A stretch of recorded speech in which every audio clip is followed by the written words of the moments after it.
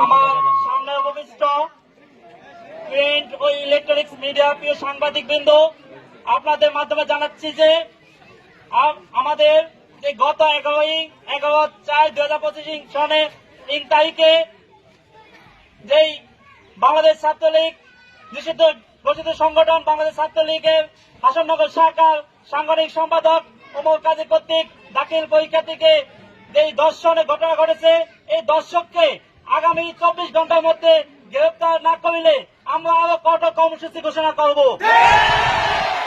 আমি বাংলাদেশ থানা প্রশাসনকে জানাচ্ছি এবং ভোলা জেলা এসপি স্যারের দৃষ্টি আকর্ষণ করছি, আগামী 24 ঘন্টার মধ্যে এই ধর্ষক ওমর কাজীকে গ্রেফতার করতে হবে। আগামী 24 ঘন্টার মধ্যে এই দর্শককে গ্রেফতার না করা হয় তাহলে আমরা আরো কঠোর কর্মসূচি